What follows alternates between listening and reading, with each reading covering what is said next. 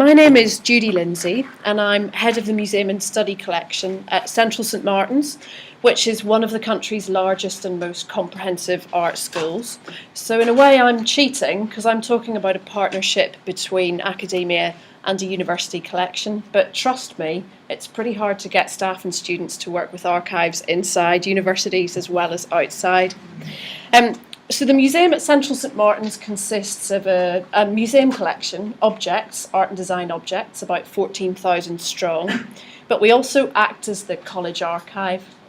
So I guess I would describe myself, well, I'm not a professional archivist, I'm a museum curator who's looking after an archive collection. But to me, there's not a great deal between curators and archivists. We're both working to the same ends. We're cataloguing and ordering material, and our end game is to make that accessible to as wide an audience as possible. So this is an image of our database that we use to catalogue collections, and you probably can't see because it's so tiny, but when we're cataloguing, even in the museum world, we're still recording the 6 mandatory data elements required by ISAD-G, which is the archiving standard, and we record quite a lot of the additional 20 recommended elements. But I guess where we differ is that we're not so good at recording relationships between different elements of the collection as the archiving world is. And unfortunately, because we're very resource strapped, we often only list collections at a FONS or sub-FONS level. So we're listing groups of material rather than individual objects because we just don't have the manpower to catalogue things individually. So it's an imperfect solution, but it's one that still allows us to help researchers navigate and use our resources.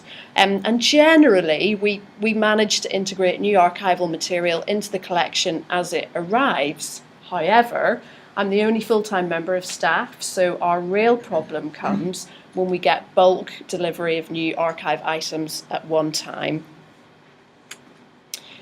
So in 2010, 2011, we moved to new premises. So we were clearing out buildings that the art school had inhabited for more than a century to move to a new campus at King's Cross. And as we started to fill bin bags in rat-infested basement storerooms and cupboards, we started to uncover a frankly frightening amount of new archive material.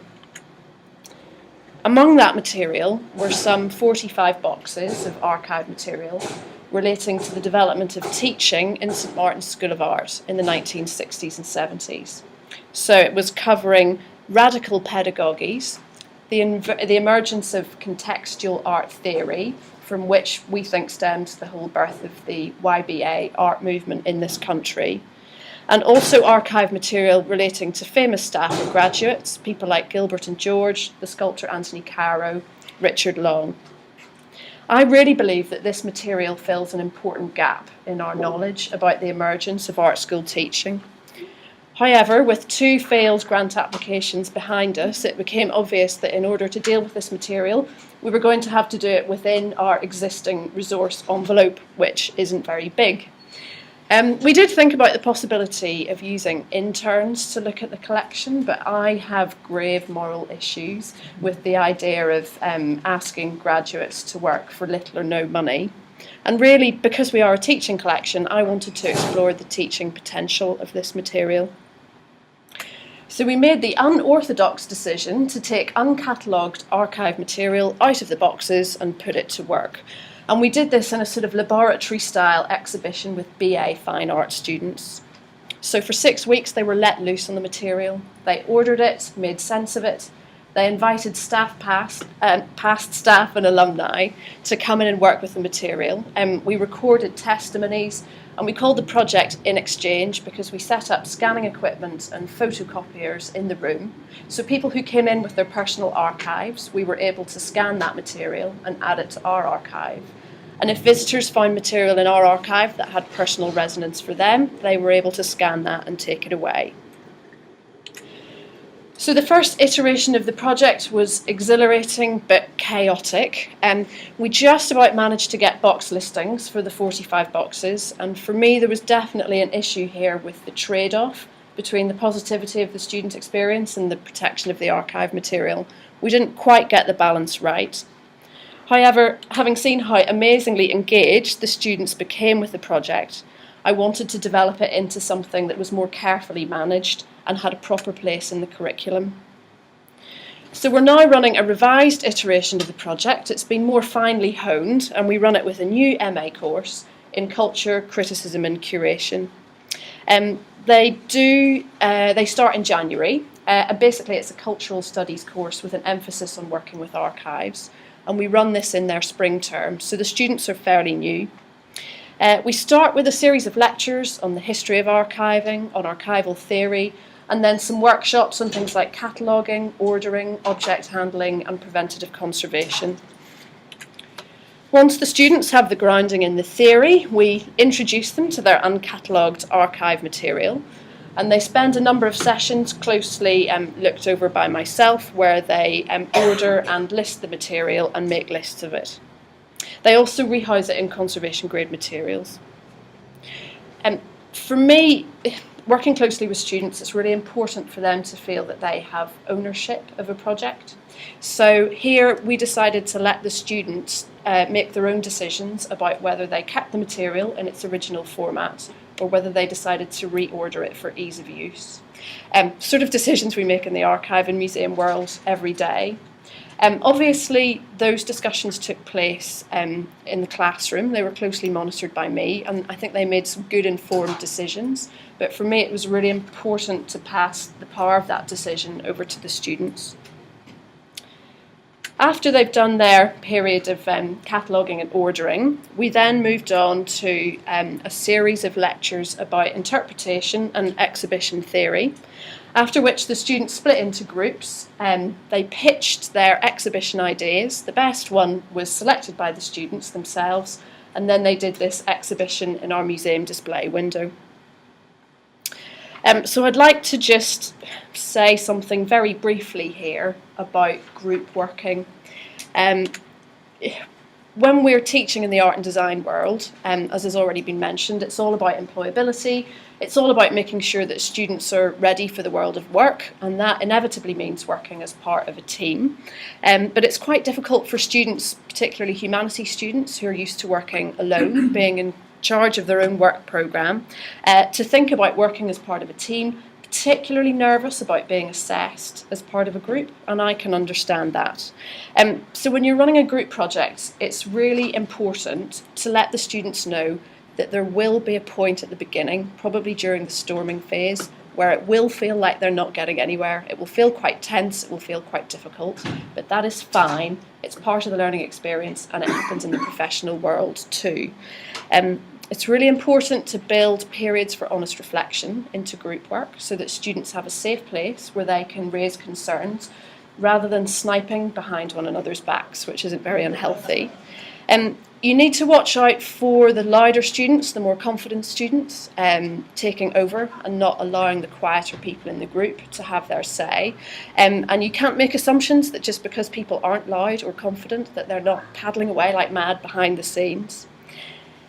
We use something called holistic assessment, so a team of assessors work together to come up with a mark for individual students. Obviously, the assessors were watching the project as it unfolded, so we had a fair idea about who was working hard and who was committed, but obviously we couldn't see everything that was happening behind the scenes, so we also asked students to do a presentation about their work and to file a report about their contribution. The reports were absolutely fascinating. In many respects, they overlapped, so we were able to work out who was more committed, who came up with the ideas, who was slacking off a bit, and there was an absolutely, for me, amazing male-female divide in the way the students responded, but that's a whole different discussion, maybe for any questions. So what did the project achieve?